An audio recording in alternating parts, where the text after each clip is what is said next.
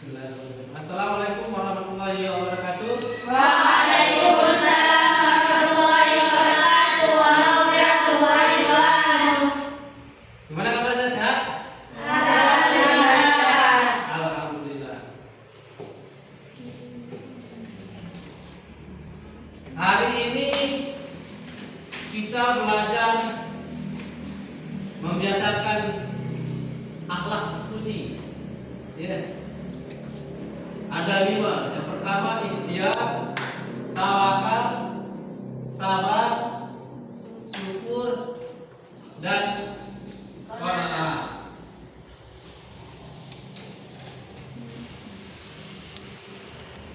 Di mana yang 5 ini di dalam kehidupan sehari-hari sangatlah penting. Kalau kita mengamalkan yang kelima-lima ini, insya Allah dalam hidup kita aman, damai, ya. Ikhtiar, mungkin dalam kehidupan kita tidak asing, dalam belajar juga tidak asing. Ikhtiar, tawakal juga, sabar itu tidak asing didengar. Tapi nanti kita bahas lebih dalam lagi, apa sih ikhtiar, apa sih tawakal, apa sih sabar, dan apa sih syukur.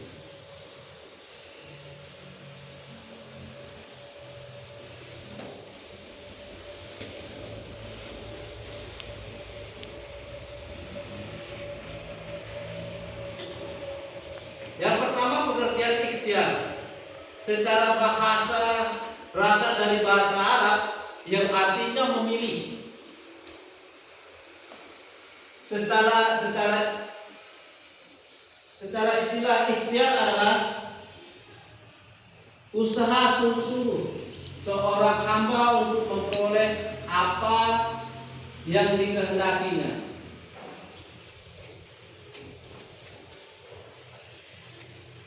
Orang yang berikhtiar berarti dia memilih suatu pekerjaan, kemudian dia melakukan pekerjaannya dengan sungguh-sungguh agar dapat berhasil dan sukses. Itu ikhtiar. Dalam kata lain, ikhtiar adalah berusaha untuk mencapai apa yang diinginkan, tidak berdiam diri dan berpangku tangan, apalagi lari dari kenyataan. Itu tidak boleh, lari dari kenyataan. Harus kita berikhtiar, harus kita berusaha dulu. Yang kedua, dalil takdir ikhtiar, yang artinya sesungguhnya Allah tidak akan mengubah keadaan suatu kaum sampai mereka mengubah keadaan yang ada pada diri mereka. Yang ketiga, bentuk dan contoh perilaku ikhtiar. Yang pertama bekerja keras. Yang kedua rajin belajar. Yang ketiga memiliki sikap perwira sehingga disukai banyak teman. Semangat dalam melakukan pekerjaannya, tidak pernah putus asa dalam menghadapi kesulitan. Apa dampak positif kalau kita membiasakan perilaku ikhtiar? Yang pertama, menghilangkan rasa malas, murung dan keluh kesah. Yang kedua, menumbuhkan harapan baru dalam hidup. Kalau kita berikhtiar tentu rasa malas itu hilang. Kalau kita mau bersungguh-sungguh berikhtiar. Terus menumbuhkan harapan baru dalam hidup, ya tentu. Menumbuhkan harapan baru dalam hidup. Kalau kita berikhtiar, tentu sesuatu yang baru. Adanya kepuasan batin, apalagi ini ketika kita berusaha bersungguh-sungguh Setelah kita mencapai, pasti kita merasa puas apa yang kita ikhtiar itu. Terhormat dalam pandangan Allah Subhanahu wa taala dan sesama manusia. Menumbuhkan dan meningkatkan keimanan. Tentu ini adalah untuk meningkatkan keimanan kita kepada Allah. Yang kedua, tawakal. Pengertian tawakal. Tawakal berasal dari kata wakala yang berarti menyerahkan, mempercayakan dan mewakilkan urusan kita kepada orang lain. Dalam kaitan ini penyerahannya tersebut adalah kepada Allah. Apa-apa yang kita kerjakan itu tetap kita menyerahkan kepada Allah. Apapun hasilnya harus kita terima, tetap kita percaya bahwa Allah itu misal kita bekerja keras, terus bekerja keras, apa yang kita dapat itu kita tetap kembali kepada Allah, kita tetap bersyukur bahwa rezeki itu diberikan oleh Allah sebatas itu, misal ya. Terus dalil nakli, yang arti yang Allah telah memberi nikmat atas keduanya, serbulah mereka dengan melalui pintu gerbang kota itu, maka bila kamu masukinya niscaya kamu akan menang, dan hanya kepada Allah hendaknya kamu bertawakal jika kamu benar-benar orang yang beriman. Kalau kita benar-benar beriman, tentu kita berserah diri kepada Allah, bertawakal kepada Allah. Apapun hasilnya tetap kita percaya. Ya. Karena rencana Allah itu lebih bagus ya daripada rencana kita. Karena rencana kita tidak sesuai dengan kenyataan. Ya, apa yang kita inginkan tetapi tidak sesuai dengan ya apa yang kita nyatakan itu. Intinya kita bisa tetap berusaha, ikhtiar, tetap masalah hasil itu kita serahkan kepada Allah. Ya. Dan itu tetap kita bersyukur. Contoh perilaku tawakal. Manusia harus menyadari bahwa dirinya lemah. Kita ini tidak ada apa-apanya. Hal ini terbukti bahwa banyak orang yang mengalami kegagalan dan tidak berhasil memenuhi harapannya.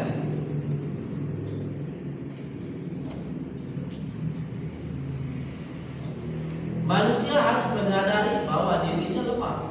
Ya, kita itu lemah, manusia lemah. Siapa yang ada? Tetap kita bertawakal kepada Allah. Intinya kita terus berusaha, berikhtiar. Nanti masalah hasil tetap kita serahkan pada Allah. Ya. Apa dampak positif dalam membiasakan perilaku tawakal? Yang pertama, meningkatkan keyakinan dan keimanan kepada Allah.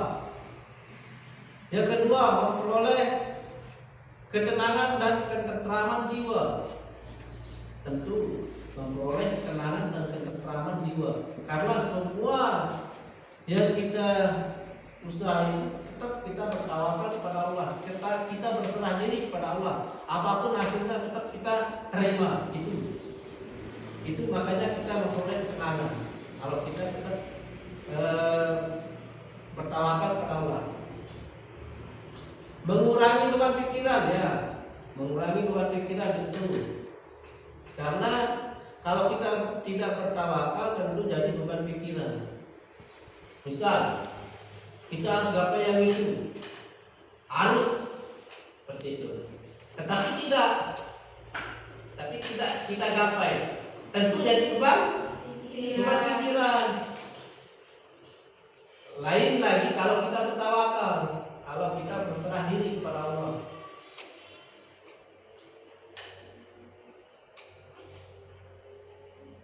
terus syukur. Yang ketiga ini ya, yang ketiga syukur. Pengertian syukur. Kita syukur berasal dari bahasa Arab, kata syukur berasal dari bahasa Arab yang berarti berterima kasih. Bersyukur berarti kita berterima kasih kepada Allah atas karunia yang dianugerahkan Allah Subhanahu wa taala kepada dirinya. Adapun dalil Nabi dari perintah syukur yang artinya sesungguhnya apa yang kamu sembah selain Allah itu adalah berhala dan kamu membuat dusta. Sesungguhnya yang kamu sembah selain Allah itu tidak mampu memberikan rezeki kepadamu. Maka mintalah rezeki itu di sisi Allah dan sembahlah Dia dan bersyukurlah kepadanya. Hanya kepadanya lah kamu akan dikembalikan. Ya. Apapun yang kita terima itu tetap kita bersyukur. Jangan mengeluh. Tetap kita bersyukur apa yang kita terima, apa yang dikasih sama Allah, itu tetap kita bersyukur. Itu salah satu cara kita untuk meningkatkan iman kita kepada Allah. Kalau kita tetap bersyukur. Bentuk dan contoh perilaku syukur. Yang pertama, tidak pernah mengeluh dalam hidupnya. Kalau kita terapkan dalam hidup kita bersyukur, tentu kita tidak akan mengeluh. Kita tetap bersyukur. Apapun yang kita terima, apapun yang kita dikasih sama Allah, tetap kita bersyukur. Jangan mengeluh.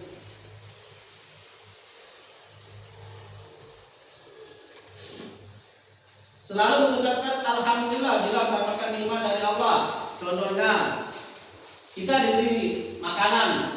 Misal, adik diberi makanan sama Oleh. Kamu tetap bersyukur. Kamu mengucapkan alhamdulillah ya ketika diberikan rezeki. Kita mengucapkan alhamdulillah. Apa dampak positif? Yang pertama, ketika kita mendapatkan kenikmatan dari Allah itu harus menerimanya dengan ikhlas dan jangan merasa kurang. Ya. Yang kedua, manfaatkan apa yang kita terima untuk memenuhi kebutuhan, bukan untuk memenuhi keinginan. Ngerti ya? Manfaatkan apa yang kita terima untuk memenuhi kebutuhan, bukan untuk keinginan. Kebutuhan itu beda dengan keinginan. Ya, keinginan itu misal kita mau cita-cita kita, gitu. Cita-cita saya jadi guru, tapi tidak sesuai. Ya.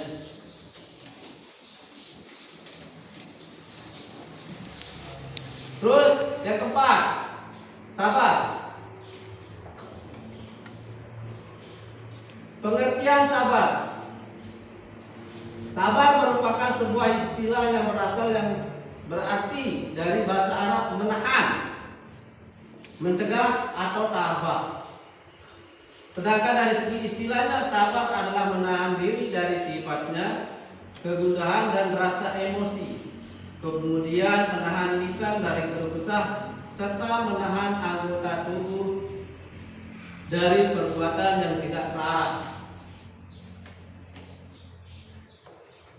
Adapun dalam arti dari perintah sabar yang artinya hai anakku, dirikanlah sholat dan suruhlah manusia mengerjakan yang baik dan cegahlah mereka dari perbuatan yang mungkar dan bersabarlah terhadap apa yang menimpa kamu. Sesungguhnya yang demikian itu termasuk hal-hal yang diwajibkan oleh Allah. Quran Surat Luqman 31:17. Bentuk dan ciri perilaku sabar. menurut Imam Ghazali. Yang pertama, sabar dalam taat kepada Allah. Yang kedua, sabar dalam menghindari maksiat.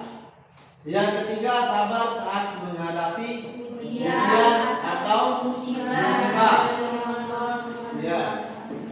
Tetap kita sabar apapun ujian yang diberikan oleh Allah atau musibah yang diberikan oleh Allah pada kita, tetap kita sabar.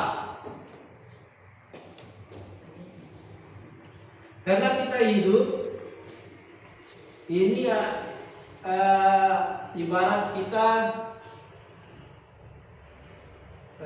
misal ke Tanjung atau kita ke Pemenang. Tidak selamanya jalan itu bagus.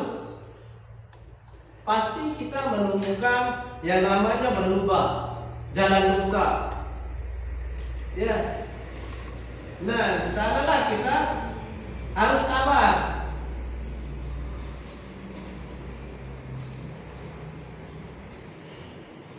Terus apa dampak positif dalam membiasakan perilaku sabar? Yang pertama, selalu ingat bahwa marah tidak menyelesaikan masalah, malah menambah masalah. Ya, ingat bahwa marah itu tidak menyelesaikan masalah, tetapi menambah masalah. Ya. Terus yang kedua, bergaul dengan teman-teman yang baik. Yang ketiga, hati-hati dalam bergaul dengan teman yang memiliki karakter mudah emosional, karena tentu kita berpengaruh olehnya. Ya, ketika kita berteman dengan orang yang emosional, tentu kita terpengaruh. Lambat laun kita terpengaruh menjadi seseorang emosional. Ya. Yakin bahwa orang yang sabar akan dekat dengan Allah. Karena orang sabar itu disayang sama Allah. Ya. Karena segala ujian itu diberikan oleh Allah. Ketika kita sabar, tentu kita disayang Allah.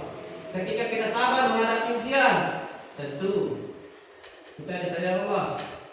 Ketika kita sabar menghadapi musibah, tentu kita disayang Allah. Karena apa? Karena ujian dan musibah itu dari Allah untuk menguji kita. Tetapi ingat,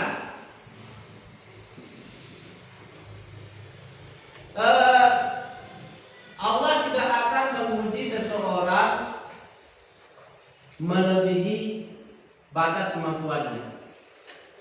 Allah tidak akan menguji seseorang dari batas kemampuannya, di luar batas kemampuannya. Ya. Setiap masalah itu pasti sesuai dengan kemampuan masing-masing dan sesuai dengan karakter masing-masing. Ya. Itu yang perlu diingat. Setiap musibah pasti ada jalan keluarnya. Setiap ada ujian pasti ada jalan keluarnya. Dan setelah musibah dan setelah ujian pasti ada hikmahnya. Ya, pasti ada hikmahnya setelah ada musibah. Ya, yakin itu. Ya, harus yakin. Yang terakhir, qanaah. Pengertian qanaah. Kata qanaah berasal dari bahasa Arab yang berarti suka menerima yang dibagikan kepadanya. Rela secara istilah, qanaah berarti menerima keputusan Allah.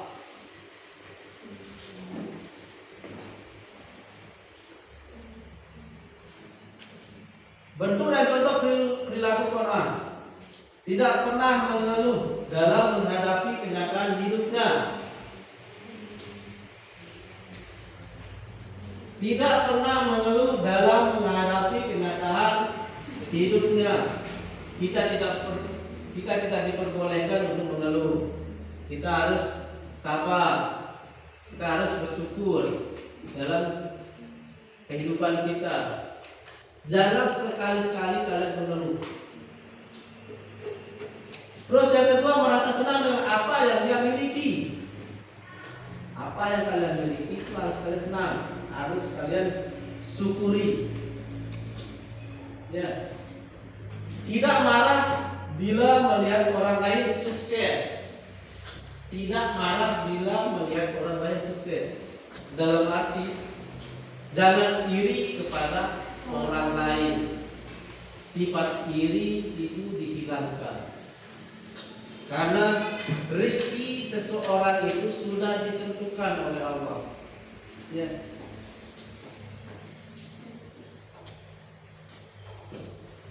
Terus rela dengan apa yang menjadi hak orang lain. Rela dengan apa yang menjadi hak orang lain.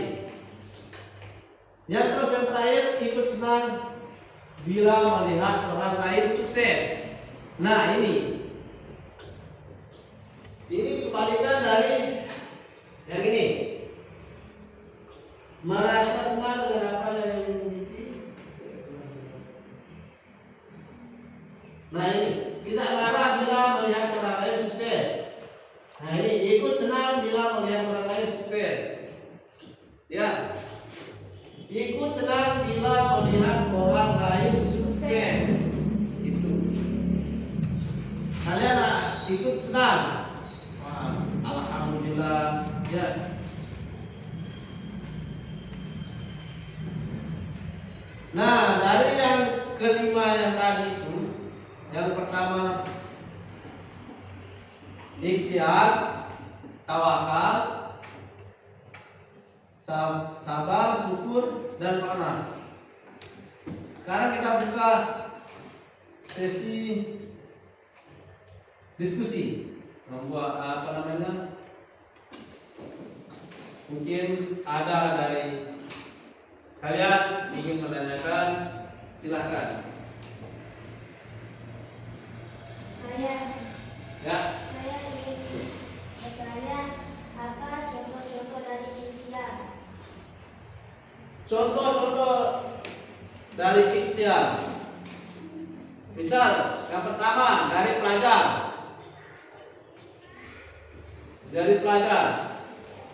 Belajar dengan sungguh-sungguh itu ikhtiar.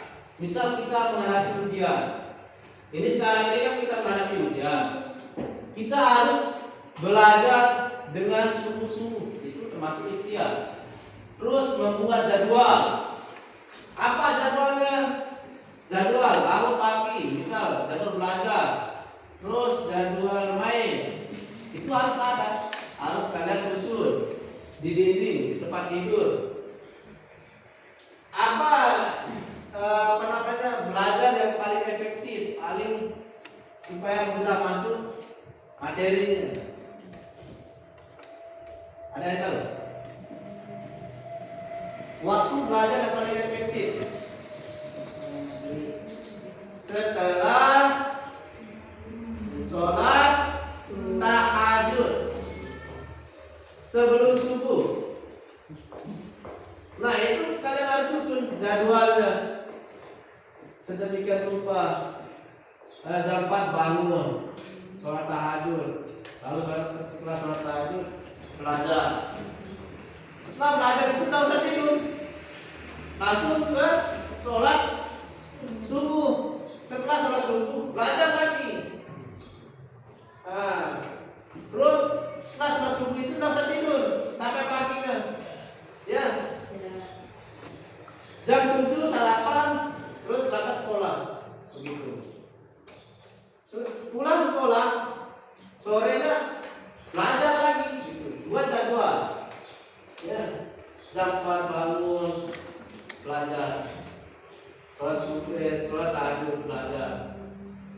Terus subuh, terus sorenya buat jadwal. Dekat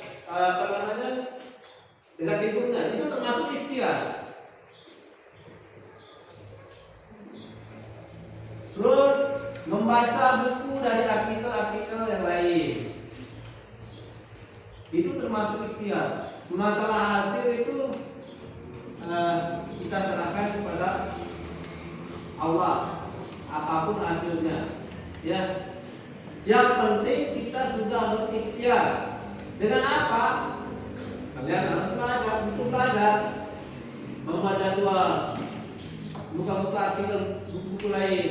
Ya, tetap membaca-baca buku. Setelah sholat tahajud, belajar lagi. Terus udah tidur. Tuh. Terus ada lagi? Ya, adik. Ya, tawakal. Tawakal dalam menghadapi ujian.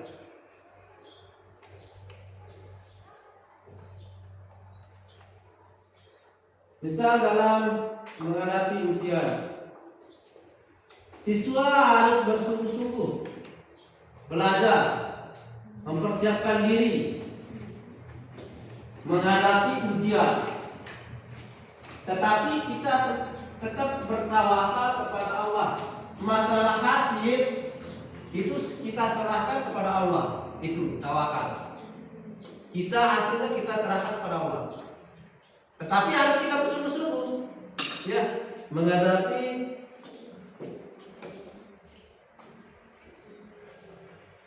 harus kita bersungguh-sungguh untuk belajar. Masalah hasilnya tetap kita menyerah diri kepada Allah, apapun hasil itu tawakal, ya. Nah, sekarang bisa ada buat kelompok, dua kelompok aja, yang perempuan kelompok 1, yang laki kelompok 2, ya, silakan. Nanti kelompok 1 nanya ke kelompok 2, terus kelompok 2 nanya kelompok 1, ya. Coba buat lingkaran. Kalian diskusikan apa yang kalian tanya.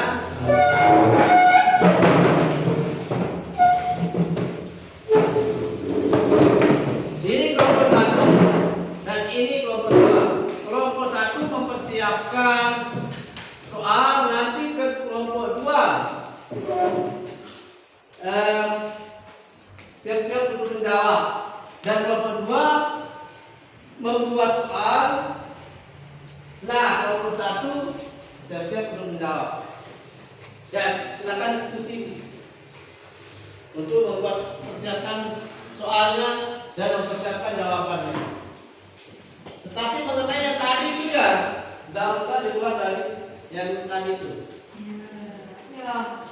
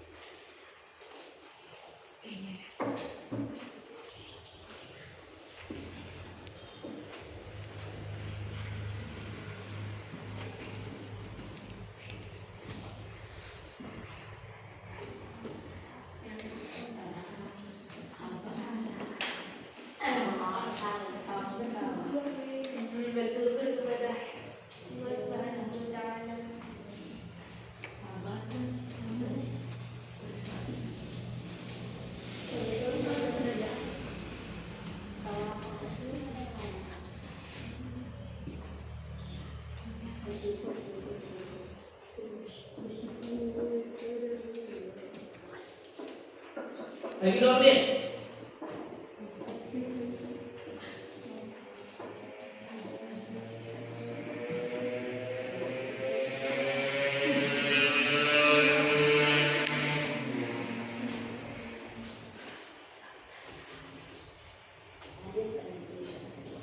Udah selesai? Sudah. Ya. Silakan kelompok 1 bertanya ke kelompok 2. Dan kelompok 2 siap-siap dengan pertanyaan dari kelompok 1. Sebutkan contoh-contoh sabar. Ayo, silakan kelompok 2. Satu, sabar dan pelajar. Keras. Seorang pelajar yang tetap semangat dan terus belajar meskipun pelajaran sulit atau hasil ujiannya belum memuaskan. Contoh, aku akan tetap belajar meskipun nilai ujianku belum memuaskan. Aku tetap belajar sekalipun nilaiku belum memuaskan. Itu contoh sabar dari kelompok 2. Gimana kelompok 1? Ya. Nah, silakan kelompok 2 memberikan pertanyaan ke kelompok 1. Sebutkan dua contoh syukur. Sebutkan contoh 2 syukur. Yang pertama, mengucapkan alhamdulillah saat mendapatkan nikmat seperti kesehatan, rezeki, keberhasilan, atau bahkan hal kecil seperti makanan yang lezat. Kita mengucapkan alhamdulillah sebagai tanda syukur kepada Allah. Contoh, alhamdulillah hari ini aku diberi kesehatan oleh Allah. Yang kedua, Contoh, alhamdulillah hari ini kita diberikan kesehatan oleh Allah. Gimana? Adik, itu yang pertama. Terus yang kedua. Yang kedua, membantu sesama.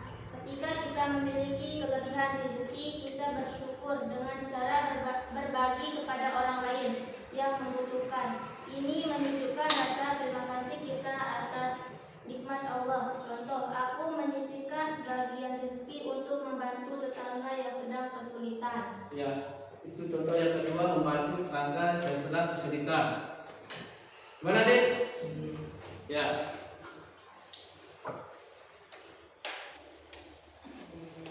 Diskusi kelompoknya sudah selesai. Kita kembali lagi ke bangku masing-masing.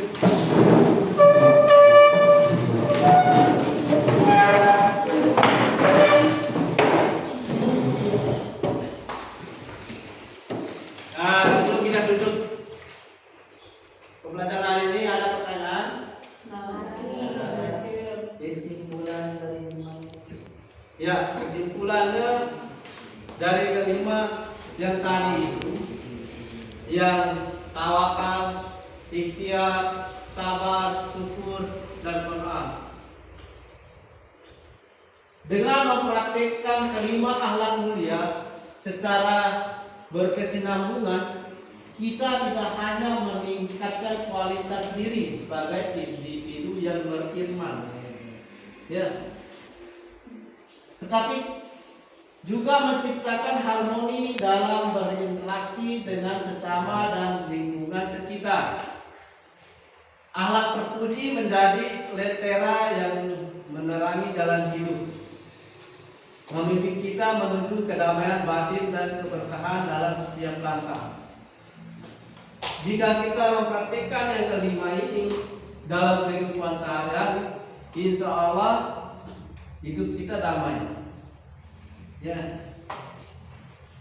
ikhtiar, tawakal, sabar, syukur, dan qanaah itu harus berkesinambungan. Ya, cukup hari ini kita belajar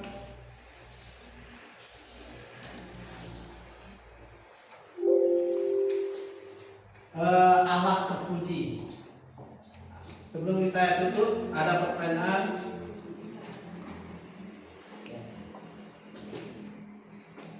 Sekian dari saya. Wassalamualaikum warahmatullahi wabarakatuh.